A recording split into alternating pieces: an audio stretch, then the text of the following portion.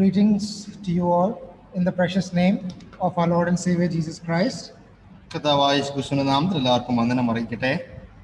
very sorry that we were a little bit late today. And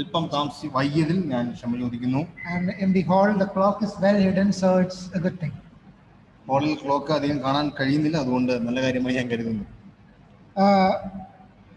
Please do remember me in your prayers. For the past few weeks, the workload has been very hard on me.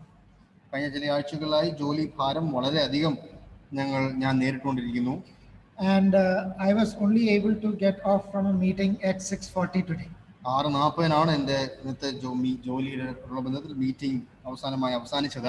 So I'm actually finding it very difficult to spend a lot of time especially preparing all this. So I would need a lot of your prayers because that is the only victory that we have.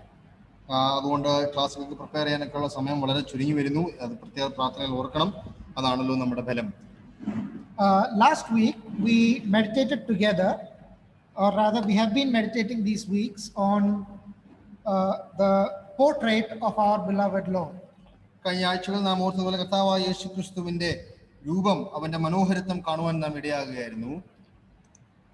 And we have been looking from Song of Songs in chapter 5. And in the will of the Lord, I want to bring this section to a close today.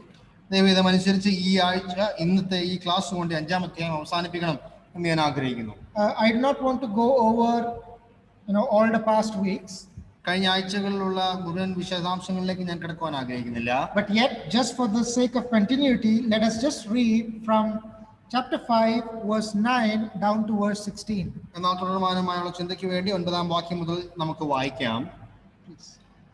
സ്ത്രീകളിൽ അതിസുന്ദരിയായുള്ളവേ, നിന്റെ പ്രിയന് മറ്റു പ്രിയന്മാരെക്കാൾ എന്ത് വിശേഷതയുള്ളൂ? നീ ഇങ്ങനെ ഞങ്ങളോട് ആണയിടേണ്ടതിന് നിന്റെ പ്രിയന് മറ്റു പ്രിയന്മാരെക്കാൾ എന്ത് വിശേഷതയുള്ളൂ? എന്റെ പ്രിയൻ വെണ്മയും ചുവപ്പുമുള്ളവൻ, 10,000 പേരിൽ അതിശ്രേഷ്ഠൻ തന്നെ. അവന്റെ ശിരസ് അതിവിശേഷമായ തങ്കം, അവന്റെ കുരുനിരകൾ ചുരുണ്ടും കാക്കയെ പോലെ കറുത്തുമിരിക്കുന്നു. അവന്റെ കണ്ണ് നീർത്തോടുകളുടെ അരികത്തുള്ള പ്രാവുകൾക്ക് തുല്യം, അത് പാലുകൊണ്ട് കഴുകിയതും ചേർച്ചയായി പതിച്ചതുമാകുന്നു. അവന്റെ കവിൾ സുഗന്ധ സസ്യങ്ങളുടെ തടവും നറുനയങ്ങളുടെ വാരവും, അവന്റെ അതരം താമരപ്പൂ പോലെ ഇരിക്കുന്നു, അത് മൂറിൻ തൈലം പൊഴിച്ചുകൊണ്ടിരിക്കുന്നു.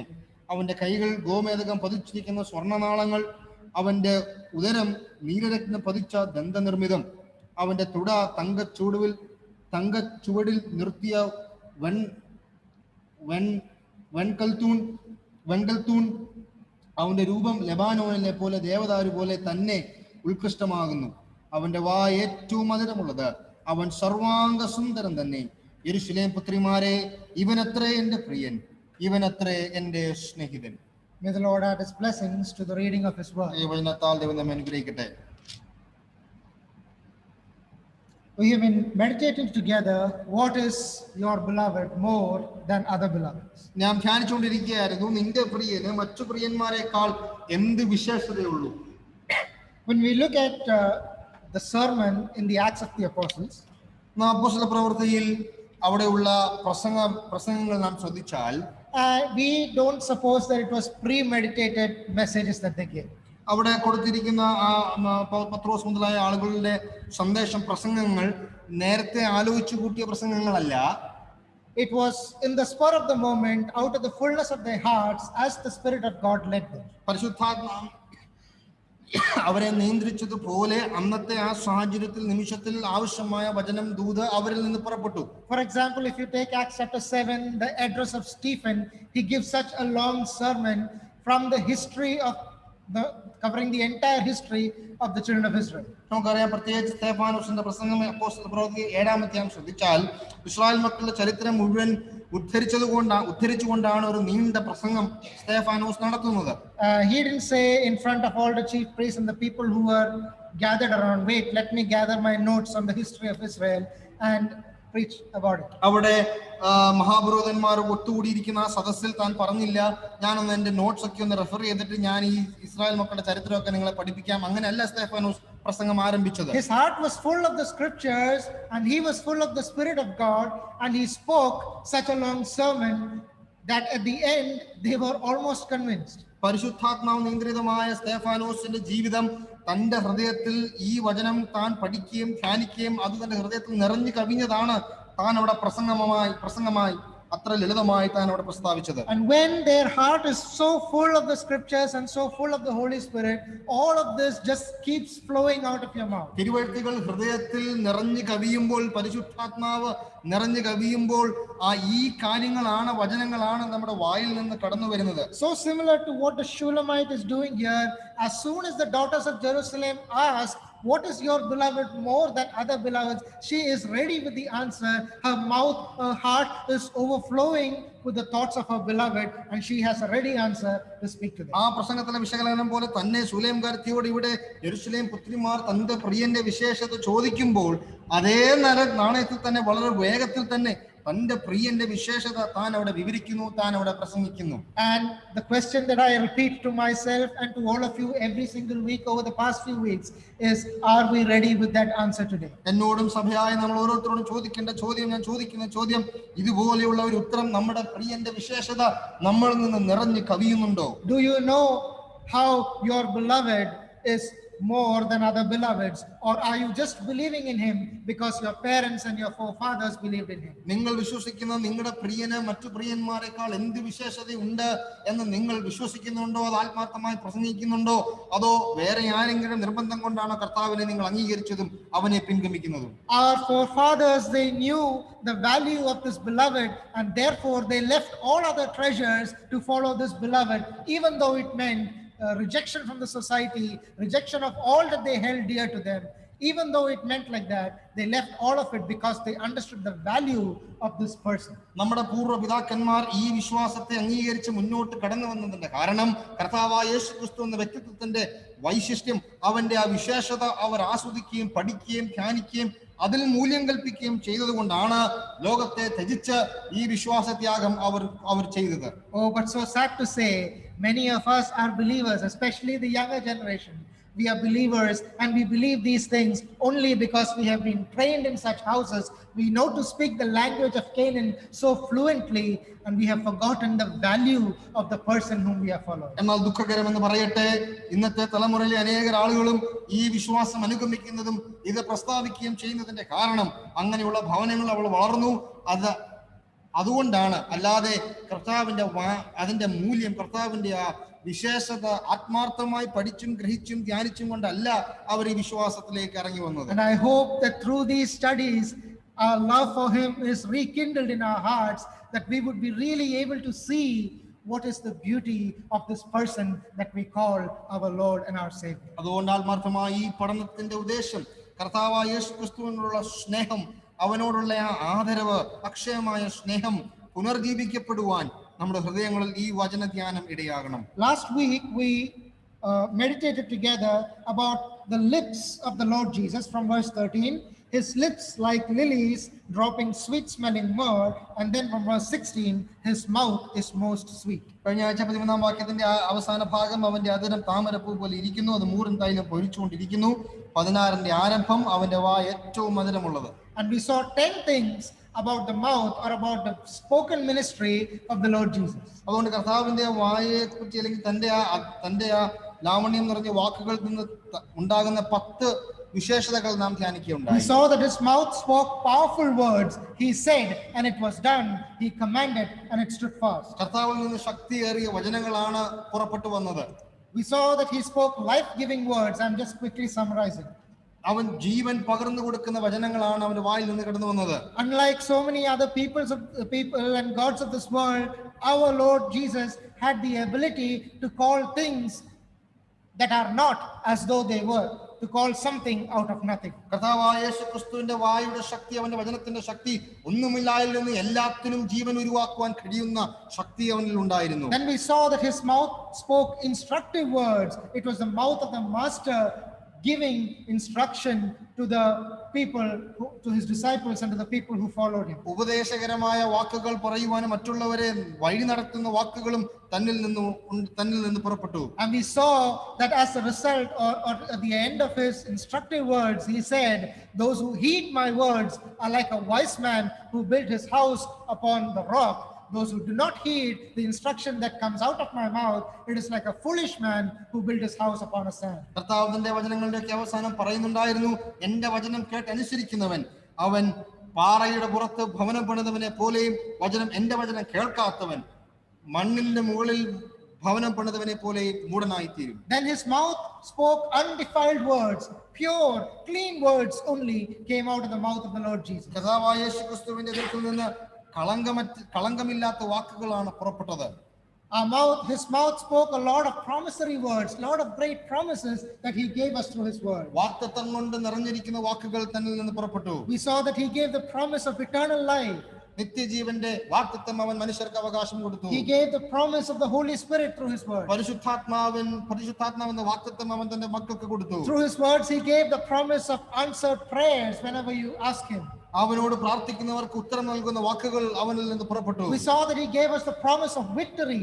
ആ വിജയത്തിന്റെ വാഗ്ദത്തം മനുഷ്യർക്ക് അവൻ നൽകി കൊടുത്തു. And we saw that he gave us the promise of his presence, for where 2 or 3 are gathered together in his name, he promised that he will be there in the midst of them. രണ്ടോ മൂന്നോ പേർ എവിടെ കൂടിയാലും അതിന്റെ മധ്യത്തിൽ കർത്താവിന്റെ സാന്നിധ്യം ഉണ്ടാകുമെന്നുള്ള വാഗ്ദത്തം കർത്താവ് പുറപ്പെട്ടു.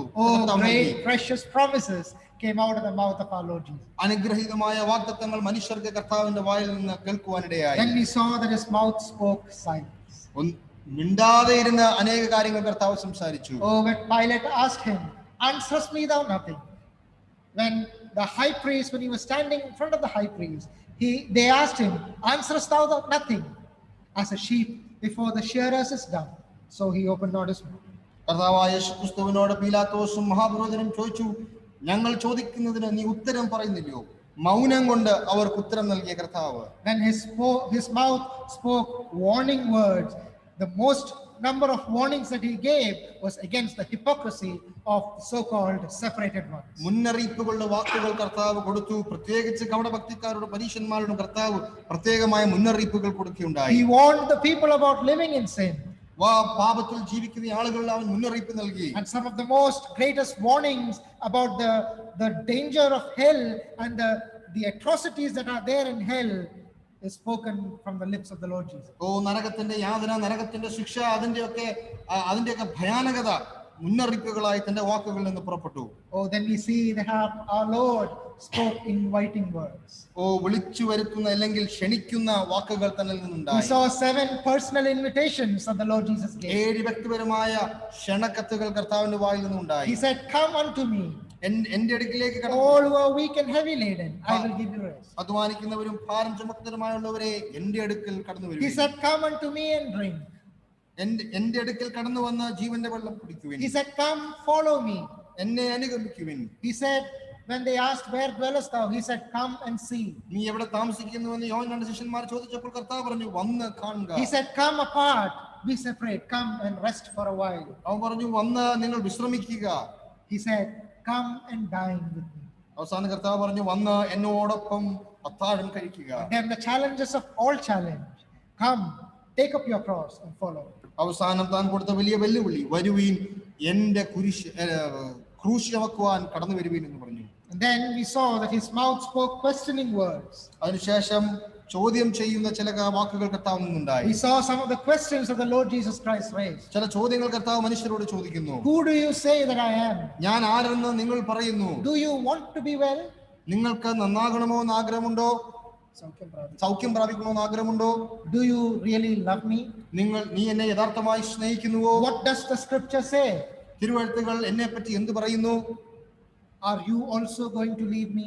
നിങ്ങളും എന്നെ വിട്ട് കടന്നു പോകുമോ? Lord of questioning words that came from the lips of the Lord Jesus. കർത്താവിന്റെ അധരങ്ങളിൽ നിന്ന് ചോദ്യം ചെയ്യുന്ന ചില കാര്യങ്ങൾ കർത്താവിന്റെ വാക്കിൽ നിന്നുണ്ടായി. And then we saw that his mouth also spoke sweet words. മാധുര്യം നിറഞ്ഞ ലാവണ്യം നിറഞ്ഞ വാക്കുകൾ കർത്താവിൽ നിന്നുണ്ടായി. And those sweet words are the words that are so recognized by his sheep. My sheep hear my voice and they follow me. തന്റെ ആടുകൾ ആ ലാവണ്യം നിറഞ്ഞ വാക്കുകൾ ശ്രവിക്കുന്നു, അവർ അതിനെ അനുഗമിക്കുന്നു. And one day we are going to hear the voice of the beloved. If we are faithful, he will say in the most sweetest of all words, well done, good and faithful son, enter into the joy of the Lord. നാം വിശ്വസ്തരായി ഈ ഭൂമിയിൽ ജീവിച്ചാൽ ഏറ്റവും ലാവണ്യം നിറഞ്ഞ വാക്കുകൾ സ്വർഗത്തിൽ നാം കേൾക്കുവാൻ പോവുകയാണ്. നല്ലവനും വിശ്വസ്തനുമായ ദാസ വരുവീൻ. Next, let us look at his belly. Verse 14 and the second part. അവന്റെ ഉദരം നീലരത്നം പതിച്ച ദന്തനിർമ്മിതം. His belly is like ivory, bright ivory or polished ivory overlaid with sapphires. Yes. So most probably, literally, this is speaking about the white robe that he wore. ഒരു പക്ഷേ ആ മണവാളൻ ധരിച്ചിരിക്കുന്ന ആ വെളുത്ത അങ്കി ആയിരിക്കാം അവിടെ പ്രസ്താവിച്ചിരിക്കുന്നത്. So generally, the princes, they wore, white shining robes, their kingly robes. രാജാക്കന്മാർ അവർ വളരെ വെള്ള നിറമുള്ള തിളങ്ങുന്ന ഒരു നീളമുള്ള ഒരു അങ്കിയാണ് അവർ ധരിക്കുന്നത്. And then it is they have a girdle, they have a sort of a belt. അതിന് ചുറ്റും ഒരു belt അവരിടും. And that belt, it seems, according to the description, is overlaid with sapphires. Gems. ആ ബെൽറ്റിനായിരിക്കും അവിടെ ദന്തനിർമ്മിതമായി പതിച്ചിരിക്കുന്ന നീലരത്നം എന്നുള്ളത്. So that is the general idea that we get from this description. ആ ഒരു ചിത്രമാണ് ഇവിടെ മണവാട്ടി പറയുന്നത്. His belly or ഉദരം. So his belly most probably refers to the physical abdomen, the abdomen part, because she has finished with his face, she has finished with his hands, she is going to speak about his legs. So the remaining part in between is what she is talking about. അതുകൊണ്ട് തന്റെ മണവാളന്റെ ശിരസ്, മണവാളന്റെ കൈകൾ, അതുകൊണ്ട് മണവാളന്റെ ഉദരം, അതിനുശേഷം മണവാളന്റെ കാലുകളെ പറ്റിയൊക്കെ താൻ പ്രസ്താവിക്കുന്നു. So most probably this is literally referring to the abdomen or the belly of അതുകൊണ്ട് അക്ഷരാർത്ഥത്തിൽ ഈ ഉദരത്തിന്റെ സ്ഥലമായിരിക്കാം ഇവിടെ താൻ ഉദ്ദേശിച്ചത്. And she says it is like polished ivory overlaid with sapphires. നീലരത്നം പതിച്ച ദന്തനിർമ്മിതം പോലെ. Neelaratnam is sapphires, right? No, Neelaratnam is beryl. No. Yeah, Neelaratnam is beryl, sapphires. Yeah. Sapphires. Okay. Ivory is the other one. Okay. Right. It's always good to have, to know what it is saying in Malayalam. So ivory is something that speaks, something that does not have any blemish in it. ദന്തത്തിന് അതിൽ കളങ്കമൊന്നുമില്ല, വേറെ കെമിക്കലൊന്നും add ആകുന്നില്ല. That is something that is fully natural. അത് വളരെ നാച്ചുറലായി ഉണ്ടാകുന്ന, യാതൊരു കാര്യം കൂട്ടിച്ചേർത്ത് ഉണ്ടാകുന്ന ഒരു വസ്തുവല്ല. It is not man-made. അത് മാനുഷിക നിർമ്മിതമല്ല. We know that it grows in the tusk. It is the tusk of the elephant. നമുക്കറിയാം അത് ആനകളുടെ കൊമ്പിലാണ് അത് ഉണ്ടാകുന്നത്. So ivory speaks of a sort of purity, and it's polished ivory. അപ്പം ഈ ദന്തം എന്ന് പറയുന്നത് അത് ആക്ച്വലി കളങ്കമില്ലാത്ത ഒരു വസ്തുവിനെ കാണിക്കുന്നു. It gives an idea of spotlessness or purity. അതുകൊണ്ട് കളങ്കമില്ലാത്തതിന്റെ ഒരു ചിത്രം ആ ദന്തം നൽകുന്നു. Now when we talk of the word belly, ഉദരത്തെ പറ്റി നാം സംസാരിക്കുമ്പോൾ the word used is meo. Mayo എന്ന് പറയുന്ന മൂലഭാഷയാണ്, പദമാണ് അവിടെ ഉപയോഗിച്ചിരിക്കുന്നത്. And this word is translated in various ways in various scriptures. പല ട്രാൻസ്ലേഷനുകൾ പല രീതിയിലാണ് അതിനെ തർജ്ജമ ചെയ്യപ്പെട്ടത്. So in various parts of scripture we see this same word used. അതുകൊണ്ട് പല തിരുവഴുത്തുകളിൽ എവിടെയൊക്കെ നാം ഈ മേയോ എന്ന് പറയുന്ന പദപ്രയോഗം കടന്ന് അവിടെയൊക്കെ പല രീതിയിലുള്ള തർജ്ജമകൾ വന്നിട്ടുണ്ട്. So sometimes it refers to the stomach and the intestines. അപ്പോൾ ഒരു പക്ഷേ കുടലും വയറും കൂടെ ചേർന്ന ഒരു ഭാഗമായിട്ട്. So we would have if I remember the name of the king, Igla, in the book of Judges. So he goes and puts in a knife. You remember the name of the king? No, one of the judges. ന്യായാധിപന്മാരുടെ പുസ്തകത്തിൽ രാജാവ് ഒരാളെ a very fat king, and the judge actually goes and puts a knife in there, and all his intestines spill out. Okay, so that same word is used, intestines. Mayo എന്ന് പറയുന്ന പദപ്രയോഗം കുടലിനും പല ഭാഗങ്ങളിലും രേഖപ്പെടുത്തിയിട്ടുണ്ട്. Right. Even when the offering is there, when you talk about the offering of the animals, the inside part of it is actually taken off. നമുക്കറിയാം മൃഗങ്ങളെ യാഗം ചെയ്യുമ്പോൾ പോലും അതിന്റെ ആന്തരിക ഭാഗങ്ങളൊക്കെ പുറത്തിടും. അവിടെയും ഈ മായോ എന്ന് പറയുന്ന പദപ്രയോഗം ഉപയോഗിച്ചിട്ടുണ്ട്. So the same word is used, translated as intestines or stomach in those places. അതുകൊണ്ട് പല ഭാഗങ്ങളിൽ ഇത് വയറ് അല്ലെങ്കിൽ കുടല് എന്ന് പറയുന്ന ഉദരം അങ്ങനെയുള്ള പദപ്രയോഗങ്ങൾ വന്നിട്ടുണ്ട്. And here it is translated as abdomen or the belly. ഇവിടെ ഉദരം എന്ന് പറയുന്ന ഒരു തർജ്ജമയാണ് ഈ മയോ എന്ന് പറയുന്ന And പദപ്രയോഗത്തിൽ. comparing it to the different, the other descriptions of the beloved, it most generally speaks of the external abdomen or outside, not the inside part. അതുകൊണ്ട് ഇവിടെ പറഞ്ഞ മറ്റുള്ള ഭാഗങ്ങൾ ശിരസ് അങ്ങനെയൊക്കെ പറഞ്ഞുകൊണ്ട് തന്നെ ആന്തരിക അവയവങ്ങളല്ല, പുറത്ത് കാണുന്ന ആ ഉദരം തന്നെ ആയിരിക്കാം. Then this word is used for the womb of the woman. ഇതേ മായോ എന്ന് പറയുന്ന പദപ്രയോഗം സ്ത്രീകളുടെ ഗർഭപാത്രത്തെ പറ്റി പ്രസ്താവിച്ചിട്ടുണ്ട്. And also in a non-physical sense it is used as referring to the heart or the seat of the emotions. അക്ഷരാർത്ഥത്തിലുള്ള ശരീരഭാഗമല്ലാതെ തന്നെ നമ്മുടെ വികാരങ്ങൾ ഉൾക്കൊള്ളുന്ന ഹൃദയത്തിനും ഈ പദപ്രയോഗം ഉപയോഗിച്ചിട്ടുണ്ട്. So in scripture this word is translated in various ways. അതുകൊണ്ട് തിരുവെഴുത്തുകളിൽ ഈ പ്രത്യേക പദപ്രയോഗം പല രീതിയിൽ തർജ്ജമ ചെയ്തു വന്നിട്ടുണ്ട്. So bowels of compassion. So that word bowels of compassion, it's the same word. പല ഭാഗങ്ങളിൽ നാം ആർദ്രത നിറഞ്ഞ ഹൃദയങ്ങൾ എന്നൊക്കെ പറഞ്ഞിട്ടുണ്ട്. It's okay.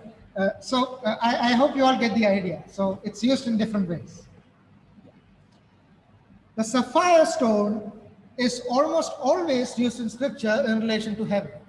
നീലരത്നം പല പ്രാവശ്യം സ്വർഗത്തെ സംബന്ധിച്ചുള്ള പ്രസ്താവനകളിൽ നാം കാണുന്നു. It speaks of the heavenly. അത് സ്വർഗീയതയെ കാണിക്കുന്നു. Its color is in Malayalam it is very clear, but the sapphire color is pale blue, sky blue. ഈ രത്നത്തിന്റെ ഈ പ്രത്യേകമായ രത്നത്തിന്റെ നിറം എന്ന് പറയുന്നത് ബ്ലൂ ആണ്, നീലരത്നം. Yeah, so that's why I said Malayalam it is very clear. So that speaks of it's a heavenly blue color. ആകാശത്തിന്റെ നിറം പോലെ ഒരു നിറമാണ്. In Exodus chapter 24, when the elders of Israel saw the glory of God, they saw the throne of God as if it were a sapphire. പുറപ്പാട് പുസ്തകം 24-ാം അധ്യായത്തിൽ സ്വർഗത്തിലെ ദൈവത്തിന്റെ മഹത്വം കാണുമ്പോൾ, സിംഹാസനം കാണുമ്പോൾ, അവിടെ ആ സിംഹാസനത്തിന്റെ നിറം ഈ നീലരത്നം പോലത്തെ ഒരു നിറമായിരുന്നു. In Ezekiel, when Ezekiel sees the vision in Ezekiel chapter 1, he also sees the throne of God as a sapphire stone. That's how he describes it. Ezekiel പ്രവചനം 1-ാം അധ്യായത്തിൽ താൻ ദർശനം കാണുമ്പോൾ പോലും സ്വർഗീയമായവന്റെ സിംഹാസനം ഈ നീലരത്നം പോലെ ഒരു നിറമായി അവിടെ കാണുന്നു. So combining these two things, a belly polished like ivory or belly like polished ivory and girded with sapphire, we can get an idea of the tender compassion of Jesus. Okay, the purity of Jesus combined with the heavenly.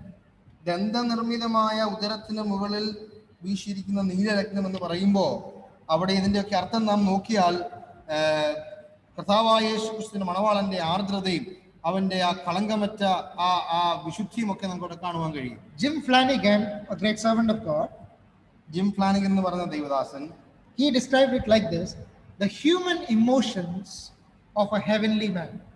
നാം gym ഫ്ലാനിഗൻ എന്ന ദേവദാസൻ ഇങ്ങനെയാണ് പ്രസ്താവിച്ചിരിക്കുന്നത്, സ്വർഗീയമായ വ്യക്തിയുടെ മാനുഷികമായ വികാരങ്ങൾ. And again, this is not the meaning that is given in the Song of Songs. Okay, so I want you to make the differentiation always. The literal meaning is the literal physical abdomen, the physical beauty of the beloved, but we get a lot of lessons from it, one of which is the human emotions of a heavenly man. ഉത്തമഗീതത്തിൽ അക്ഷരാർത്ഥത്തിൽ ഈ അർത്ഥമല്ല കൊടുത്തിരിക്കുന്നത്, എങ്കിൽ പോലും ആ വ്യത്യാസം നിങ്ങൾ മനസ്സിലാക്കണം. ഇതിന്റെ തർജ്ജമയിൽ അങ്ങനെയല്ല പറഞ്ഞിരിക്കുന്നത്, എങ്കിലും ഇതിൽ നിന്ന് ചില പാഠങ്ങൾ പഠിക്കാൻ കഴിയും. അതുകൊണ്ടാണ് ഈ പ്രസ്താവന ഞാൻ പറയുന്നത്. ഇവിടെ and the human emotions, the deep feelings, why I said that is because the same word is used in those senses also. So the deep feelings of this heavenly man is actually evidenced throughout the Gospels. സുവിശേഷങ്ങളിൽ മുഴുവനുമായി കർത്താവായ യേശുക്രിസ്തുവിന്റെ മാനുഷികമായ ആഴമുള്ള വികാരങ്ങൾ പല ഭാഗങ്ങളും നാം കാണുന്നുണ്ട്. We see of his love and compassion. അവന്റെ ആ വികാര പ്രകടനത്തിൽ അവന്റെ ആ സ്നേഹവും അവന്റെ ആർദ്രതയും നാം കാണുന്നു. We see that he is joyful and he is sorrowful. അവൻ ദുഃഖിതനും സന്തുഷ്ടനുമായിരിക്കുന്ന സമയങ്ങൾ. We see sometimes he has pity and sometimes he is very grieved and hurt. ചില സമയങ്ങളിൽ അവന് വളരെ സഹതാപം തോന്നുന്നു, ചില സമയങ്ങളിൽ വളരെ വൈഷമ്യം തോന്നുന്നു. But sometimes we also read about him getting angry. That is also part of his emotion. എന്നാൽ ചില സമയങ്ങളിൽ തന്റെ ആ ദേഷ്യം, തന്റെ കോപം കാണിക്കുന്നതായിട്ട് നാം കാണുവാൻ കഴിയുന്നു. All these human emotions in the purest form in the heavenly realm. ഇത് എല്ലാ ഈ മാനുഷികമായ വികാരങ്ങളും സ്വർഗീയനായവന്റെ പ്രതിമയിൽ നിന്ന് പുറപ്പെട്ടു വരുന്നു. That I leave for your personal meditation. അത് നിങ്ങളുടെ വ്യക്തിപരമായ ധ്യാനത്തിന് ഞാൻ വിടുകയാണ്. Because I want to finish this. കാരണം ഈ ഭാഗം ഇന്ന് അവസാനിപ്പിക്കണമല്ലോ. Then we go from his belly, we go down to his legs. അതിനുശേഷം തന്റെ കാലുകളിലേക്ക് വരുന്നു. His legs are as pillars of marble set upon sockets of fine gold. അവന്റെ തുട തങ്കച്ചൂടുകൾ നിർത്തിയ വെണ്ണക്കൽ തൂൺ. It speaks of, yes, തുട, I think thigh, but feet. yes, his legs. തന്റെ കാലുകൾ എന്നാണ് അത് ഇംഗ്ലീഷിൽ തർജ്ജമ വന്നിരിക്കുന്നത്. It speaks of strength and stability. ശക്തിയും സ്ഥിരതയും അത് കാണിക്കുന്നു. All that is steadfast, all that is stable is found in him. എല്ലാ സ്ഥിരമായിരിക്കുന്ന എല്ലാ കാര്യങ്ങളും കർത്താവിൽ നാം കാണുന്നു. His promises are yea and amen in him. അവന്റെ വാഗ്ദത്തങ്ങൾ ഉവ്വ ഉവ്വ എന്നുള്ളത് തന്നെയാണ്. The bride is resting on this steadfastness of the beloved. മണവാട്ടി മണവാളന്റെ ഈ സ്ഥിരതയിൽ ആണ് താൻ വിശ്രമിക്കുന്നത്. And likewise today, the believer also rests in the steadfastness or unchangeableness of our beloved. നാമും വിശ്വാസികളായ നാമും കർത്താവായ യേശുക്രിസ്തുവിന്റെ സ്ഥിരതയിൽ, അവന്റെ മാറ്റമില്ലാത്ത സ്വഭാവത്തിൽ നാം ആശ്രയിക്കുന്നു. And in the days of confusion and chaos all around us, all that we can rest upon is the immutable nature of our Lord Jesus Christ.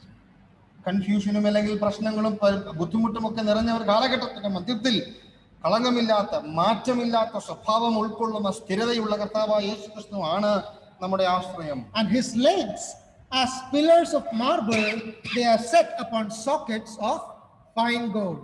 അത് നമ്മൾ വായിക്കുന്നത് തങ്കച്ചൂടുകൾ നിർത്തിയ വെണ്ണക്കൽ തൂൺ. വെങ്കൽ തൂൺ. Yes, that is marble, right? Yeah, marble. Yes. വെങ്കൽ തൂൺ. Bengal too, yeah. Pillars of marble. So it refers to his feet. Okay, the legs stand upon the feet, right?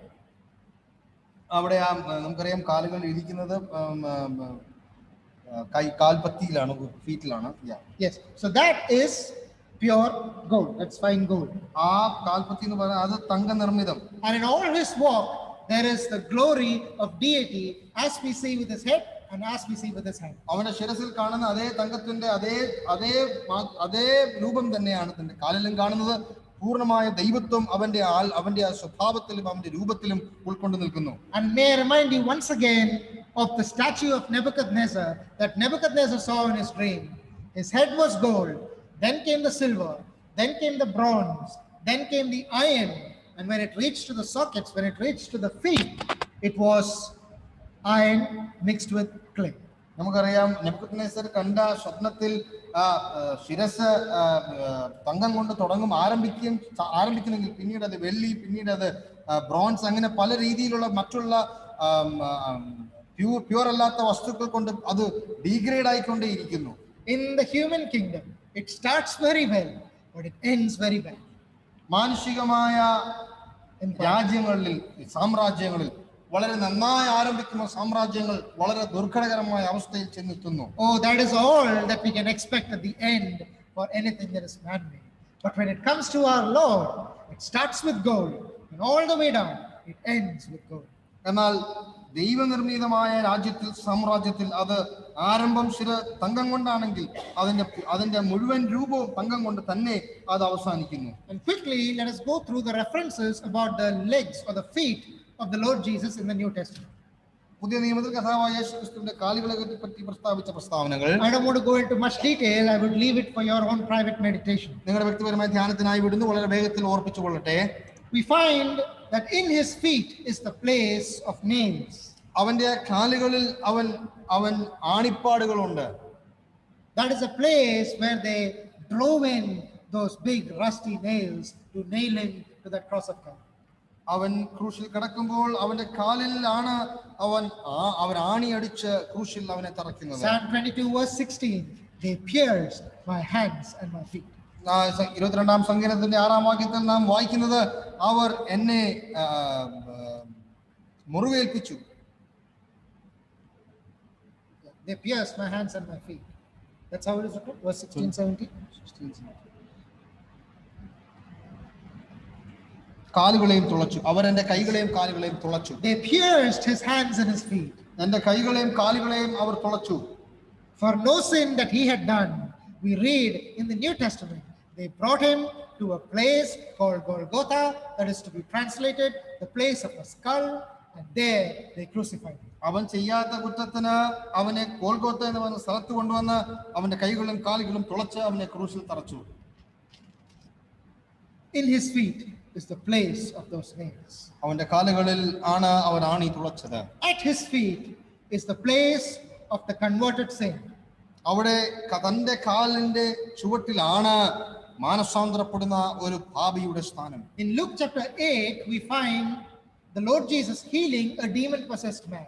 ലൂക്കോസ് സുവിശേഷം 8-ാം അധ്യായത്തിൽ ഭൂതം ബാധിച്ച ഒരു മനുഷ്യനെ കർത്താവ് ചികിത്സിക്കുന്നു. And when all the pigs ran away and fell into the water, they came to see what had happened.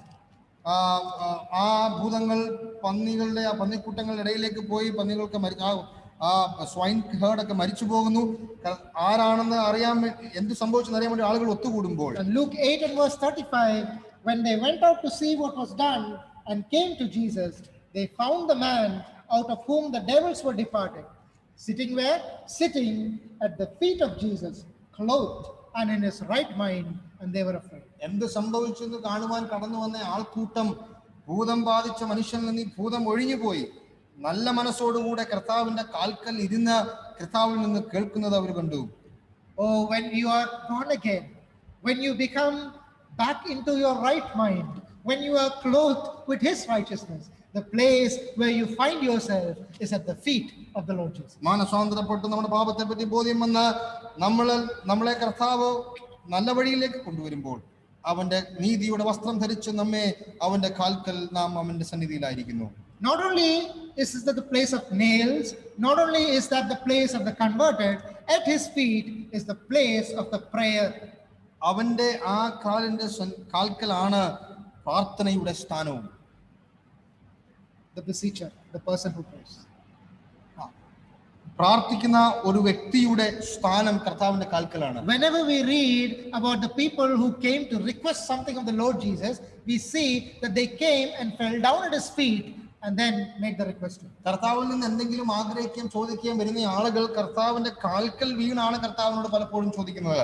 We read of Jairus who came to plead with the Lord to heal his daughter, and we see that that ruler came and fell down at the feet of Jesus and beseeched him. യായിറോസിന്റെ മകളെ സുഖപ്പെടുത്തുവാനായി താൻ കടന്നു വന്ന് യാചിക്കുമ്പോൾ കർത്താവിന്റെ കാൽക്കൽ വീണാണ് യാചിക്കുന്നത്. Mark chapter 7 again we see a woman whose young daughter had an unclean spirit, and it reads, he came and fell at his feet. മർക്കോസ് സുവിശേഷത്തിൽ നാം വായിക്കുന്നത് ഭൂതം ബാധിച്ച ആ കുട്ടിയുടെ അമ്മയെ കടന്നു വരുമ്പോഴും തന്റെ കാൽക്കൽ വീണാണ് അപേക്ഷിക്കുന്നത്. It is a feet of anyone, there is a place of anyone who prays, who makes his request made known unto God. ദൈവത്തോട് യാചിക്കുവാൻ കടന്നു വന്ന ഏതുവന്റെയും സ്ഥാനം കർത്താവിന്റെ കാൽക്കൽ വീണാണ് യാചിക്കുന്നത്. Oh, let us remember when we come into his presence, especially as an assembly and also as individuals, when we come for Friday prayer meetings, when we sit at our homes praying and asking our requests of him, our place is at the feet of the Lord Jesus. നാം ഭവനത്തിലായിക്കൊള്ളട്ടെ സഭയിലായിക്കൊള്ളട്ടെ നാം പ്രാർത്ഥനയ്ക്കായി എപ്പോഴൊക്കെ കടന്നു വരുന്നു കർത്താവിന്റെ കാൽക്കലാണ് നാം വീണ് പ്രാർത്ഥിക്കുന്നത്. That is a place where the nails were pierced. That is a place where the converted sits. That is a place where the prayer sits. അവിടെയാണ് ആണിപ്പഴുതുള്ള ആ കാലുകളുള്ളത്. അവിടെയാണ് മാനസാന്തരപ്പെട്ട സമയം നാം ഓർക്കുന്നത്. അവിടെയാണ് പ്രാർത്ഥനയുടെ സ്ഥാനവും. But at his feet also is the place of the learner. എന്നാൽ പഠിക്കുന്നവന്റെ സ്ഥാനവും കർത്താവിന്റെ കാൽക്കലാണ്. We see Luke chapter 10 and verse 39. Lukose 10:39 we see about a sister named Mary. Mariya എന്ന് പറയുന്ന അവിടെയുള്ള മാർത്തയുടെ സഹോദരി. And what was she doing? താൻ അവിടെ എന്തായിരുന്നു ചെയ്തുകൊണ്ടിരുന്നത്? We see her sitting at the feet of the Lord Jesus and learning from him, hearing his word. കർത്താവിന്റെ കാൽക്കൽ ഇരുന്നു കൊണ്ടാണ് കർത്താവിന്റെ വചനം കേൾക്കുകയും പഠിക്കുകയും ചെയ്യുന്നത്. Oh my dearly brothers, beloved brothers and sisters, our place is at the feet of the Lord Jesus. It is there that we hear the wondrous truths out of his mouth. നമ്മുടെ സ്ഥാനം കർത്താവിന്റെ കാൽക്കലാണ്. അവിടെയാണ് സത്യം നാം പഠിക്കുകയും ധ്യാനിക്കുകയും How ചെയ്യുന്നത്. often we fail to sit at his feet, because that is why we are so illiterate when it comes to spiritual. എത്രയോ തവണ നാം പരാജയപ്പെട്ട് അവന്റെ കാൽക്കലിൽ വീഴാതെ അവിടെ ഇരിക്കാതെ പഠിക്കാതെ നാം ജീവിതം മുന്നോട്ട് പോകുന്നു. It is a place of the learner. That is where you find him. ദൈവത്തെ പഠിക്കുന്നവൻ, വചനം പഠിക്കുന്നവന്റെ സ്ഥാനം കർത്താവിന്റെ കാൽക്കലാണ്. Also, it is a place of the worshipper.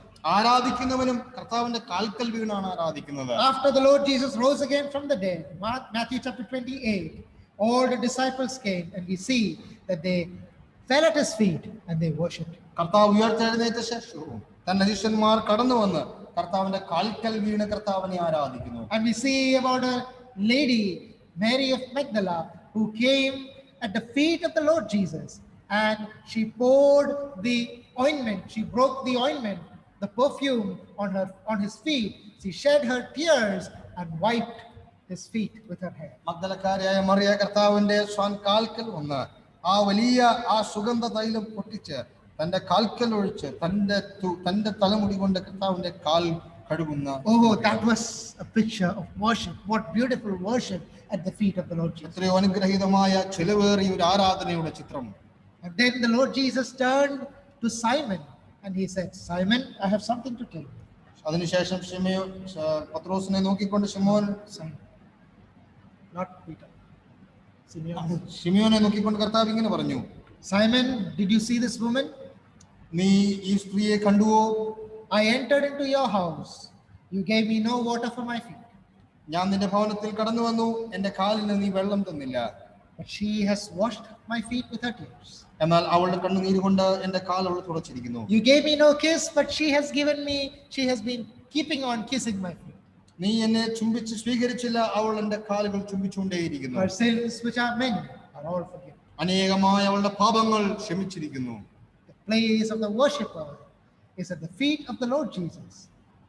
ഓ, ആരാധിക്കുന്നവന്റെ സ്ഥാനം കർത്താവിന്റെ കാൽക്കലാണ്. Because only then we understand that we have nothing to boast when we fall at his feet, that we have nothing. That is an admission of that. നമുക്കൊന്നുമില്ല എന്നുള്ളതിന്റെ തിരിച്ചറിവും നാം അംഗീകരിക്കുന്നതിന്റെ തെളിവാണ് കർത്താവിന്റെ കാൽക്കൽ വീണവനെ ആരാധിക്കുന്നത്. In his feet, the place of the nails.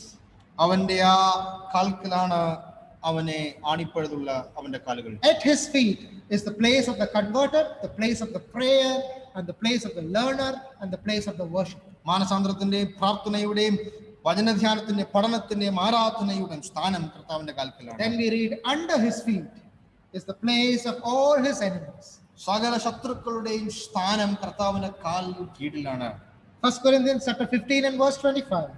1 കൊരിന്ത്യർ 15:7 വാക്യം. For he must reign till he has put all enemies under his feet. ശത്രുക്കൾ തന്റെ പാദപീഠമാകുവോളം അവൻ വാഴ്ത്തപ്പെടേണ്ടതാകുന്നു. Oh, all his enemies are under his feet.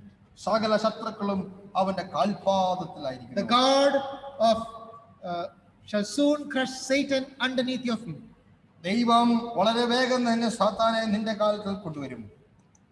Also, not just his enemies, but lastly, under his feet is the place for everything else. സാത്താൻ ശത്രുക്കൾ മാത്രമല്ല, അവന്റെ കാലിൻ കീഴിൽ അവന്റെ കാൽക്കലാണ് ബാക്കിയുള്ള സകല സമസ്ത കാര്യങ്ങളും ദൈവം വെച്ചിരിക്കുന്നത്. Ephesians 1 and verse 22.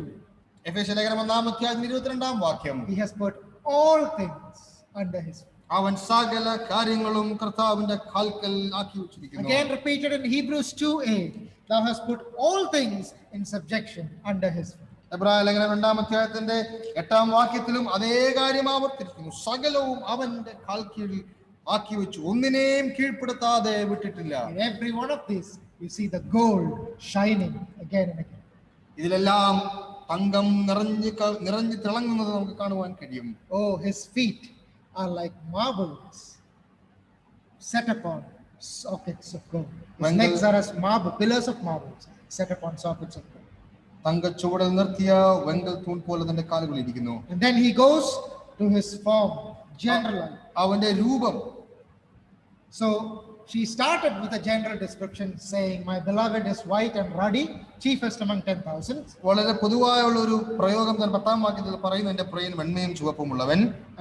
And then she proceeds to give a detailed description of him. അതിനുശേഷം വളരെ വിശദീകരിച്ച് തന്റെ ചിത്രം തന്നെ അവിടെ വരയ്ക്കുകയാണ്. And now again she is going to his general appearance.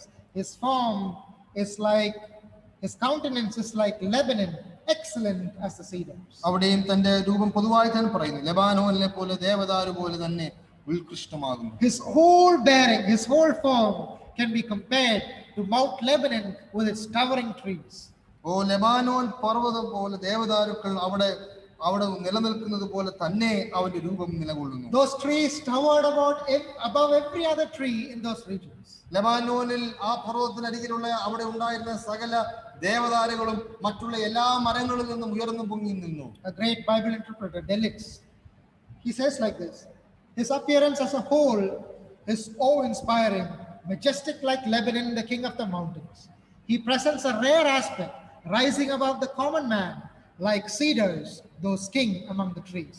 രാജകീയ പ്രൗഢിയോടുകൂടെ കർത്താവിന്റെ രൂപം നിലകൊള്ളുന്നു. സകല മറ്റുള്ള എല്ലാ പർവ്വതങ്ങളിലും രാജകീയ പ്രൗഢിയോടെ നിൽക്കുന്ന ലെബാനോൻ പോലെ തന്നെ മറ്റുള്ള എല്ലാ മനുഷ്യരിലെയും വളരെ ഉന്നത സ്ഥാനത്തിൽ രാജകീയ പ്രൗഢിയോടുകൂടെ തന്നെ കർത്താവിന്റെ രൂപം നിലകൊള്ളുന്നു. As excellent as the cedar trees. ലെബാനോനിലെ ദേവദാരുക്കളെ പോലെ തന്നെ അത്യുത്തമമായിരിക്കുന്നു. But then, what a contrast you see in the day of his crucifixion. എന്നാൽ കർത്താവിന്റെ ക്രൂശീകരണ ദിവസം എത്രയോ വലിയ വിപരീതമായ ഒരു ചിത്രമാണ് നാം കാണുന്നത്. We see Isaiah chapter 52 and the last verse. He describes it prophetically like this: his form was more marred, more than any other man. You could not even recognize that this is the man. യെശയ്യാവിന്റെ പ്രവചനത്തിൽ നാം വായിക്കുന്നത്, അവനെ കണ്ടാൽ ആളല്ല എന്ന് തോന്നുമാറ് വിരൂപമായി തോന്നും, അവനെ തിരിച്ചറിയുവാൻ കഴിയുന്നില്ല. He whose form, whose countenance was like Lebanon, excellent as the cedars, he became without form. ലെബനാനിലെ ദേവദാരുകൾ പോലെ അത്യുത്തമമായിരിക്കുന്ന രൂപം കണ്ടാൽ ആളല്ല എന്ന് തോന്നുമാറ് വിരൂപമാക്കപ്പെട്ട ഒരു ദിവസം. What a contrast that is. എത്രയോ വലിയ ആ ചിത്രമാണ് നാം അവിടെ കാണുന്നത്. After the soldiers had whipped him, പടയാളികൾ അവനെ ഉപദ്രവിച്ചതിന് ശേഷം, like those cat o' nine tails, those whips that are there that ripped off the flesh from his bones. കർത്താവിനെ പുറത്ത് ചാട്ടുവാറിട്ടടിക്കുമ്പോൾ അവന്റെ ആ ശരീരത്തിൽ നിന്ന് അവന്റെ മാംസം ഇളകി വരുമ്പോൾ, his full body bleeding, അവന്റെ ശരീരമാകമാനം രക്തക്കറകൾ കൊണ്ട്, he did not deserve any of those things. അതിനൊന്നും അവൻ യോഗ്യനല്ലായിരുന്നു. And then Pilate brings him in before the people and he says, "Behold the man." ജനത്തിന് മുമ്പാകെ കൊണ്ടുവന്ന് ആളുകൾക്ക് തിരിച്ചറിയുവാൻ കഴിയാത്തത് കൊണ്ട് വിളിച്ചു പറയുകയാണ്, ഇതാ ആ മനുഷ്യൻ, This is a man. ഇത് ഒരു മനുഷ്യനാണ്. And all the people say, "Crucify him, crucify." അത് കണ്ടിട്ടും ആളുകൾ വിളിച്ചു പറഞ്ഞു, ഇവനെ ക്രൂശിക്കുക, ഇവനെ ക്രൂശിക്കുക. He who was as excellent as the cedars willingly went into that state for you and me. ലെബാനോനിലെ ദേവദാരുകൾ പോലെ അത്യുത്തമമായിരിക്കുന്നവൻ ആ രൂപത്തിലേക്ക് ഒതുങ്ങുവാൻ താഴുവാൻ അവൻ തയ്യാറായി. Oh, let us behold this man. ഈ മനുഷ്യനെ നാം ഒന്ന് കാണുക, What he became for us. നമുക്ക് വേണ്ടി അവൻ എന്തായി തീർന്നു എന്നുള്ളത്. Let us never forget that he who was so excellent became so humiliated for our sins. ഇത്ര വൈശിഷ്ട്യമുള്ള ഒരു വ്യക്തിത്വം നമുക്ക് വേണ്ടി ഒന്നുമില്ലാതെയായി തീർന്നു എന്ന് നാം മറന്നു പോകരുത്. 16 and verse 1, the chapter verse 16 and the first part, we already covered it. His mouth is most sweet. അവസാന വാക്യത്തിന്റെ ആരംഭം നാം ധ്യാനിച്ചതാണ്, അവന്റെ വായ ഏറ്റവും മധുരമുള്ളത്. And then she runs out of all vocabulary. അവിടെ തനിക്ക് പറയാനുള്ള എല്ലാ വാക്കുകളും അവിടെ അവസാനിച്ച്, She can find no more words to describe her beloved. തന്റെ പ്രിയനെ പറ്റി വിവരിക്കുവാൻ വേറെ വാക്കുകൾ തനിക്കില്ല. I want to summarize, I want to describe him more, but I don't have any more words. എനിക്ക് വീണ്ടും അവനെ പറ്റി വിവരിക്കുവാൻ ആഗ്രഹമുണ്ടെന്നാൽ എനിക്ക് വാക്കുകൾ കിട്ടുന്നില്ല. I have used all the best words that I could. എനിക്കറിയാവുന്ന എല്ലാ നല്ല വാക്കുകളും അവനെ വരച്ചു കാട്ടുവാൻ ഞാൻ ഉപയോഗിച്ചു. I have used the best metaphors that I could find. ആലങ്കാരിക ഭാഷയിലുള്ള എല്ലാ നല്ല കാര്യങ്ങളും ഞാൻ ഉപയോഗിച്ചു കഴിഞ്ഞു. All that I have to say is this: he is altogether lovely. ഇനി പറയാനുള്ള ആകെക്കൂടെയുള്ള സാരാംശം, അവൻ സർവാംഗ സുന്ദരൻ തന്നെ. And the people of God all throughout the ages have relished this small phrase, he is altogether lovely. ചരിത്രം മുഴുവൻ ചരിത്രം മുഴുവൻ ഈ ഒരു പദപ്രയോഗം എത്രയോ തവണ മനുഷ്യർ ആസ്വദിച്ചിട്ടുണ്ട്. അവൻ സർവാംഗ സുന്ദരൻ തന്നെ. Everything about him, from the tip of his head to the tip of his feet, everything about him is precious and beautiful and lovely. അദ്ദേഹത്തിന്റെ ശിരസ് മുതൽ അദ്ദേഹത്തിന്റെ കാൽച്ചുവട് വരെ മുഴുവനും സർവാംഗ സുന്ദരൻ സൗന്ദര്യമുള്ളവൻ. Oh, it was about him that they said in Isaiah 53, he has no form nor comeliness.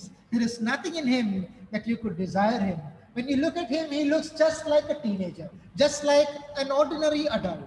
There is nothing, no form nor comeliness, nothing that we could desire. Isaiah 53 verse 2.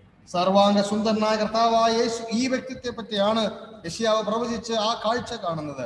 അവനെ കണ്ടാൽ ആളല്ല എന്നും അവനെ കണ്ടാൽ ആഗ്രഹിക്കത്തക്കവണ്ണം ഒരു രൂപവും കോമളത്വവും ഇല്ലാതെ ഇരിക്കുന്ന ഒരു വ്യക്തിത്വം. Israel said that one day.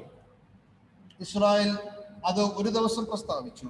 But one godly remnant of Israel in the future, together with all the believers of today, will say he is indeed altogether lovely. എന്നാൽ വരുവാനുള്ള ഒരു കാലഘട്ടത്ത് സകല ജനത്തോടും കൂടെ ഇസ്രായേൽ മക്കൾ പറയും, സകല ജനവും വിളിച്ചു പറയും, അവൻ സർവാംഗ സുന്ദരൻ തന്നെ.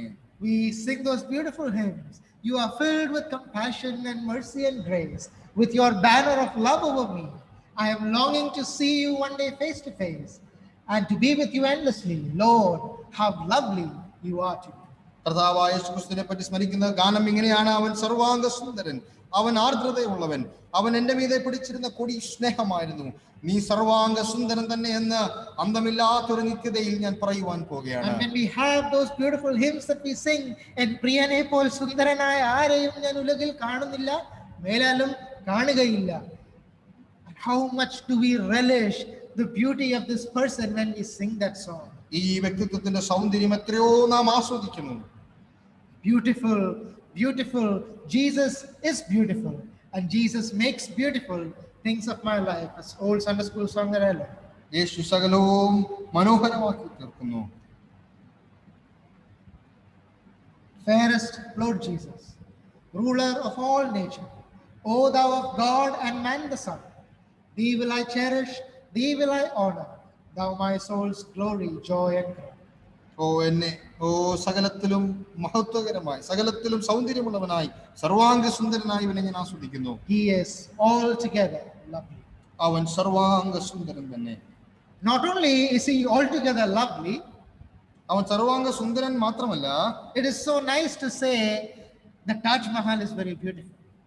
താജ്മഹൽ വളരെ സൗന്ദര്യമുള്ള ഒരു വസ്തുവാണെന്ന് പറയുന്നത് നല്ല കാര്യമാണ്. It is so nice to say that Bill Gates is the richest man in the world. Bill Gates ലോകത്തിലെ ഏറ്റവും വലിയ ധനികനാണെന്ന് പറയുവാൻ നമുക്ക് കഴിയും. But it is so much different to say, this is my beloved, this is my friend. എന്നാൽ ഈ സർവാംഗ സുന്ദരനെ പറ്റി, ഇവനത്രേ എന്റെ പ്രിയൻ, ഇവനത്രേ എന്റെ സ്നേഹിതൻ. Oh, it is not speaking of some other person, some other thing that somebody else has. No, this beloved whom I have been describing to you, this is my beloved, this is my friend. വേറെ ആരെ പറ്റിയുമല്ല അവിടെ പ്രസ്താവിക്കുന്നത്. എനിക്കറിയാത്തൊരു വ്യക്തിത്വമല്ല, എനിക്കറിയാവുന്ന, എനിക്ക് സ്വന്തമാക്കി പറയുവാൻ കഴിയുന്ന എന്റെ പ്രിയൻ, ഇവനത്രേ എന്റെ പ്രിയൻ, ഇവനത്രേ എന്റെ സ്നേഹിതൻ. He is my beloved. I prefer him more than anybody else. ഇവൻ എന്റെ പ്രിയൻ, മറ്റ് എല്ലാ പ്രിയന്മാരെക്കാൾ ഇവൻ എന്റെ പ്രിയൻ. I am fully satisfied with him. I fully glory in him alone. അവനിൽ ഞാൻ പൂർണ്ണ തൃപ്തനും, അവനിൽ ഞാൻ പൂർണ്ണമായി തേജസ്സും, അവനിൽ ഞാൻ മഹത്വപ്പെടുത്തുന്നു. He is my supreme treasure. He is the only one who satisfies me. അവൻ എന്റെ പരമപ്രധാനമായ സമ്പത്ത്, അവനാണ് എന്നെ സംതൃപ്തി അടയ്ക്കുന്നത്. My soul shall make her boast in the Lord. Psalm 34. എന്റെ പ്രാണൻ യഹോവയിൽ ആനന്ദിക്കുന്നു. It is a bold confession. He is not only believed in the heart, he is confessed with the mouth. അവൻ ഹൃദയത്തിൽ വിശ്വസിക്കപ്പെടുന്നവൻ മാത്രമല്ല, അവൻ വായ് കൊണ്ട് പ്രശംസിക്കപ്പെടുന്നവനുമാണ്. What a wonderful condescension on the part of this beloved to be called my beloved. ഇത്ര മഹത്വകരമായ രാജാവായ മഹാകർത്താവായ യേശു ക്രിസ്തു എന്റെ സ്നേഹിതൻ എന്ന് വിളിക്കുവാൻ അവൻ എന്തുമാത്രം താണു. Isn't that something that we have, someone so perfect as him, to call my own? അവനെ പോലെ ഇത്ര സമ്പൂർണ്ണനും പൂർണ്ണനുമായ ഒരു വ്യക്തിത്വം എന്റെ സ്വന്തം എന്ന് പറയുവാൻ ദൈവം എനിക്ക് നൽകുന്ന സ്വാതന്ത്ര്യം എത്രയോ വലുതാണ്. Not only is he my beloved, but he is also my friend. എന്റെ പ്രിയൻ മാത്രമല്ല, അവൻ എന്റെ സ്നേഹിതൻ. We can call him friend. എന്റെ സ്നേഹിതൻ എന്ന് എനിക്ക് പറയുവാൻ കഴിയും. First, he called us friends. അവൻ ആദ്യം നമ്മെ വിളിച്ചു. Jesus gathered his disciples together one last time ശിഷ്യന്മാരെ എല്ലാം അവസാനമായി തന്നെ ഒത്തുകൂട്ടി. to prepare them for his death the next day. പിറ്റേ ദിവസം മരിക്കുവാനായി കടന്നു പോകുന്ന കർത്താവായ യേശു ക്രിസ്തു ശിഷ്യന്മാരെ തലേദിവസം രാത്രി വിളിച്ചുകൂട്ടി. And in the midst of the scared evening, he told his disciples, ഭയപരവശരായ ആ രാത്രിയുടെ യാമത്തിൽ കർത്താവ് ഇങ്ങനെ പറഞ്ഞു, I no longer call you servants, ഞാൻ നിങ്ങളെ ഇനിയും ദാസന്മാരായിട്ടല്ല. for the servant does not know what his master is going to do, കാരണം യജമാനൻ ചെയ്യുന്നത് ഈ ദാസന്മാർ അറിയുന്നില്ല. but I have called you friends. എന്നാൽ ഞാൻ നിങ്ങളെ സ്നേഹിതന്മാരായി For കരുതുന്നു. all that I have heard from my Father, I have made known to you. കാരണം ഞാൻ എന്റെ പിതാവിൽ നിന്ന് കേട്ടത് മുഴുവൻ നിങ്ങളോട് John പ്രസ്താവിച്ചിരിക്കുന്നു. 15 and verse 15. 15-ാം അധ്യായം 15-ാം വാക്യം യോഹന്നാന്റെ സുവിശേഷം. To be called his servant is an immeasurably great privilege, അവന്റെ ദാസൻ എന്ന് വിളിക്കപ്പെടുവാൻ വലിയ ഭാഗ്യമാണ്. but he has given us much greater honor to be called his friend. എന്നാൽ അതിനേക്കാൾ എത്രയോ വലിയ പദവിയാണ് അവൻ എന്റെ സ്നേഹിതൻ എന്ന് അവൻ എന്നെ വിളിക്കുന്നു. And what a huge leap it is for humankind to be, called a friend of the Lord Jesus. മനുഷ്യവർഗത്തിന് ദൈവം സ്നേഹിതൻ എന്ന് പറയുവാൻ തക്കവണ്ണം അവൻ നൽകുന്ന സ്വാതന്ത്ര്യം എത്രയോ വലുതാണ്. What does he do as our friend? എന്റെ സ്നേഹിതൻ എന്ന നിലയിൽ അവൻ എനിക്ക് വേണ്ടി എന്ത് ചെയ്യുന്നു? He pays all our debts. അവൻ എന്റെ കടങ്ങൾ മുഴുവൻ തീർത്തു. He supplies all our needs. എന്റെ സകല ആവശ്യങ്ങളും അവൻ നിറവേറ്റുന്നു. He comforts us in our trouble. എന്റെ ദുഃഖങ്ങളിൽ അവൻ എനിക്ക് ആശ്വാസം നൽകുന്നു. He counsels us in our difficulties. എന്റെ പ്രയാസഘട്ടങ്ങളിൽ അവൻ എന്നെ വഴി നടത്തുന്നു. He warns us of our dangers. നമ്മുടെ മുൻപിലുള്ള സകല ദുർഘടങ്ങളും അവൻ നമ്മെ മുന്നറിയിക്കുന്നു. He corrects us when we go wrong. നാം തെറ്റിപ്പോകുമ്പോൾ അവൻ നമ്മെ നേരായ പാതയിൽ നടത്തുന്നു. He tells us his secrets. അവൻ തന്റെ രഹസ്യങ്ങൾ എന്നോട് പകർന്നു തരുന്നു. He entrusts us with his interest, what is precious to him. അവന് വിലയുള്ളതെല്ലാം അവൻ എനിക്കും കൈമാറുന്നു. He defends our name and our reputation in front of the deceiver. നമ്മുടെ പേരും നമുക്ക് വേണ്ടിയും കർത്താവായ യേശുക്രിസ്തു ശത്രുവിന് മുമ്പാകെ വാദിക്കുന്നു. And he enjoys our presence. അവൻ നമ്മുടെ സാന്നിധ്യം ആസ്വദിക്കുന്നു. All that we can say concerning a true friend, we can say of the Lord Jesus. യഥാർത്ഥമായ സ്നേഹിതനെ പറ്റി നാം എന്തെല്ലാം കരുതാമോ അതെല്ലാം കർത്താവിൽ നാം കാണുന്നു. For some people to call him friend, they suppose that will diminish his glory. ചില ആളുകൾ കർത്താവിനെ സ്നേഹിതൻ എന്ന് വിളിക്കുമ്പോൾ ചില ആളുകളും വിചാരിക്കുന്നത് അവന്റെ മഹത്വത്തെ നാം കുറച്ച് കാണുക എന്നുള്ളതാണ്. Out of true sentiment, after a true heart, they say he is our king, not our friend. യഥാർത്ഥമായ ഹൃദയവികാരത്തിലൂടെ അവർ പറയുകയാണ്, അവർ നമ്മുടെ രാജാവാണ്, നമ്മുടെ സ്നേഹിതനായി അവനെ ഒതുക്കരുത്. But we don't get to choose that. He has made himself our friend. എന്നാൽ നാം അല്ല അത് തിരഞ്ഞെടുത്തത്. അവൻ തന്നെ നമുക്ക് അധികാരം നൽകി നമ്മെ അങ്ങനെ വിളിക്കുവാൻ ആഗ്രഹിക്കുന്നു. And that does not diminish his glory, that exalts his glory. The immeasurable riches of his grace is manifest when he calls us his friend. അവൻ നമ്മെ സ്നേഹിതനെന്ന് നാം അവനെ വിളിക്കുമ്പോൾ അവന്റെ മഹത്വം കുറഞ്ഞു പോവുകയില്ല. അവന്റെ മഹത്വം എത്രയോ മഹത്വകരമായി നാം വീണ്ടും കാണുകയാണ്. Let us cultivate this friendship with him. ഈ സുഹൃത്ത് ബന്ധം കർത്താവുമായി ആസ്വദിക്കാൻ നമുക്ക് കഴിയട്ടെ. The essence of friendship is communion. ഈ സുഹൃത്ത് ബന്ധത്തിന്റെ അതിന്റെ അടിസ്ഥാനം എന്ന് പറയുന്നത് അവനുമായുള്ള സംസർഗമാണ്, കൂട്ടായ്മയാണ്. Spending time with him. അവനുമായി സമയം ചെലവഴിക്കുന്നതാണ്. We love to spend time with our friends. നമ്മുടെ സ്നേഹിതന്മാരുമായി നാം സമയം ചെലവഴിക്കുവാൻ ആഗ്രഹിക്കുന്നവരാണ്. That is the essence of friendship. If you really are called his friends, it means you need to commune with him, spend time with him. നാം അവനെ നമ്മുടെ സ്നേഹിതനാവുന്ന അവന്റെ സ്നേഹിതനെ വിളിക്കുമ്പോൾ അവനുമായി സമയം ചെലവഴിക്കുവാൻ നാം തയ്യാറാകണം. If the essence of friendship is communion, the proof of friendship is obedience. ആ സുഹൃത്ത് ബന്ധത്തിന്റെ അടിസ്ഥാനം സംസർഗവും കൂട്ടായ്മയുമാണെങ്കിൽ കൂട്ടായ്മയുടെയും സംസർഗത്തിന്റെയും തെളിവ് അവനോടുള്ള അനുസരണമാണ്. John 15 and verse 14, the Lord Jesus says, "You are my friends if you do what I command you." കർത്താവ് 15-ാം അധ്യായം 14-ാം വാക്യം യോഹന്നാൻ സുവിശേഷത്തിൽ പറയുന്നുണ്ട്, എന്റെ വാക്ക് കേട്ട് അനുസരിക്കുന്നെങ്കിൽ നിങ്ങൾ എന്റെ സ്നേഹിതന്മാർ. Are we his friends? നാം അവന്റെ സ്നേഹിതന്മാരാണോ? He is a friend in need and he is a friend indeed. അവൻ ആവശ്യത്തിൽ നമ്മുടെ സുഹൃത്തും അവൻ യഥാർത്ഥമായ സ്നേഹിതനും തന്നെ. A friend in need is a friend indeed, is what we say. Just want to give you two quotations. രണ്ട് പ്രസ്ഥാനങ്ങൾ ഇങ്ങനെ പറഞ്ഞു പോകട്ടെ. Rich and blessed is the pauper who has Christ for his friend. Poor and wretched is the prince who has him. ഒന്നുമില്ലാത്തവനായ ഒരു വ്യക്തി ഈ ഭൂമിയിൽ ജീവിക്കുമ്പോൾ കർത്താവായ യേശുക്രിസ്തു അവന്റെ സുഹൃത്തായി ഉണ്ടെങ്കിൽ അവൻ ധനികനും അനുഗ്രഹിക്കപ്പെട്ടവനുമാണ്. എന്നാൽ സകല നന്മകളും ഈ ഭൂമിയിൽ ആസ്വദിക്കുന്ന ഒരു രാജകുമാരന് കർത്താവായ യേശുക്രിസ്തു ഒരു സ്നേഹിതനായി ഇല്ല എങ്കിൽ അവൻ ഒന്നുമില്ലാത്തവനെ പോലെ തന്നെ ഈ ഭൂമിയിൽ കഴിയുന്നു. Oh yes, not having him as your friend is the most poorest wretched people. കർത്താവിനെ സ്നേഹിതനായി ജീവിതത്തിൽ ഇല്ല എങ്കിൽ ഈ ഭൂമിയിൽ ഏറ്റവും ദുർഘടകരമായ ഒരു അവസ്ഥയാണ്. Do you want Christ for your friend?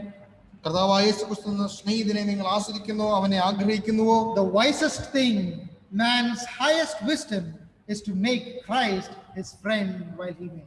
ഒരു മനുഷ്യന്റെ ഏറ്റവും ഉന്നതമായ പരിജ്ഞാനം എന്ന് പറയുന്നത് കർത്താവായ യേശുക്രിസ്തുവിനെ അവന്റെ സ്നേഹിതനാക്കുക എന്നുള്ളതാണ്. What a friend we have in Jesus. All our sins and griefs to bear. What a privilege to carry everything to God in prayer. Oh, what peace we often forfeit. Oh, what needless pain we bear. All because we do not carry everything to God in prayer. നമ്മുടെ സ്നേഹിതനായ കർത്താവായ യേശുക്രിസ്തു നമ്മോട് കൂടെ ഉള്ളപ്പോൾ നാം അനുഭവിക്കുന്ന, നാം ആസ്വദിക്കുന്ന ആ ബന്ധം, അതിന്റെ മാധുര്യത എത്രയോ വലുതാണ്. എത്ര നല്ല. Right. So she has concluded her description about the beloved. ഇവിടെ ശൂലേംകാരത്തി മണവാട്ടി തന്റെ മണവാളനെ പറ്റിയുള്ള വിവരണം അവസാനിപ്പിച്ചു. And then we have an unfortunate chapter break. അതിനുശേഷം നമുക്ക് വ്യത്യസ്തമായ നിലയിലുള്ള വേറൊരു അധ്യായം 6-ാം അധ്യായത്തിൽ നാം കാണുന്നു. We actually don't need a break between verse 16 and 6 and verse 1. 16-ന്റെ അവസാന 5-ാമത്തെ അവസാന വാക്യം 6-ാം വാക്യത്തിൽ 1-ാം വാക്യം തമ്മിൽ ഒരു ബ്രേക്കിന്റെ ആവശ്യമില്ല. That is a continuation. അത് അതിന്റെ കണ്ടിന്യൂഷൻ ആണ്. And I just want to stop with that. അതുകൊണ്ട് ഞാൻ അവസാനിപ്പിക്കട്ടെ. We see the second inquiry of the daughters of Jerusalem. യെരൂശലേം പുത്രിമാർ വീണ്ടും ചോദിക്കുന്ന ചോദ്യം, സ്ത്രീകളിൽ അതിസുന്ദരിയായുള്ളവേ, നിന്റെ പ്രിയൻ എവിടെ പോയിരിക്കുന്നു? നിന്റെ പ്രിയൻ ഏതു വഴിക്ക് തിരിഞ്ഞിരിക്കുന്നു? ഞങ്ങൾ നിന്നോട് കൂടെ അവനെ അന്വേഷിക്കാം. And I want you to think about that question when you go home. നിങ്ങൾ ഭവനത്തിൽ പോകുമ്പോൾ ഈ ചോദ്യം നിങ്ങൾ ധ്യാനിക്കണം. Two questions. രണ്ട് ചോദ്യം. What is thy beloved more than another beloved? മറ്റു പ്രിയന്മാരെക്കാൾ നിന്റെ പ്രിയൻ എന്ത് വിശേഷതയുള്ളൂ? And she gives a great description. അവിടെ വലിയ ഒരു വിവരണം താൻ കൊടുക്കുകയാണ്. The next question is, whither is your beloved gone? എന്നാൽ അടുത്ത ചോദ്യം, നിന്റെ പ്രിയൻ എവിടെ പോയിരിക്കുന്നു? Is that not a proper question to ask? അത് ചോദിക്കാൻ തക്കവണ്ണമുള്ള ഒരു ചോദ്യമല്ലേ? If this beloved is so precious to you as you described him to be, where is he gone? Should he not be there with you always? നീ വിവരിച്ചതുപോലെ ഇത്ര മനോഹരം സൗന്ദര്യമുള്ള വ്യക്തിയാണ് ഈ പ്രിയനെങ്കിൽ അവൻ എവിടെ പോയി? നിന്നോട് കൂടെ അല്ലേ അവൻ ഇരിക്കേണ്ടത്? It's a question that you need to ask yourself. I need to ask myself. നാം ഓരോരുത്തരും നമ്മോട് ചോദിക്കേണ്ട ചോദ്യമാണ്. Is he gone away? അവൻ നമ്മളെ വിട്ടു പോയിരിക്കുന്നു. We claim that he is more precious to us. He is the chiefest. We sing songs, we worship him, we say everything good about him. But then are we often faced with this question that the daughters of Jerusalem asked, where is your beloved God? നാം നമ്മുടെ പ്രിയനെ പറ്റി നാം ആസ്വദിക്കുന്നു, നാം അവനെ പ്രസംഗിക്കുന്നു ഒക്കെ ചെയ്യുന്നു. യെരൂശലേം പുത്രിമാർ ചോദിക്കുന്നത് പോലെ നമ്മുടെ പ്രിയൻ എവിടെ? Think about that question in the presence of the Lord. ദൈവസാന്നിധ്യത്തിൽ നമുക്ക് ഈ ചോദ്യങ്ങളെ ധ്യാനിക്കാം. What more is your beloved more than other beloveds? നിന്റെ പ്രിയൻ മറ്റു പ്രിയന്മാരെക്കാൾ എന്ത് വിശേഷതയുള്ളൂ? This is my beloved, this is my friend.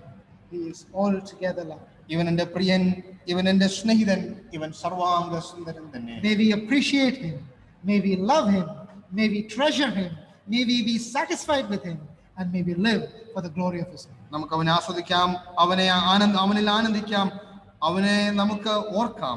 അവന്റെ നാമം വാഴ്ത്തപ്പെടുമാറാകട്ടെ. May God's name be praised. അവന്റെ നാമം വാഴ്ത്തപ്പെടുമാറാകട്ടെ.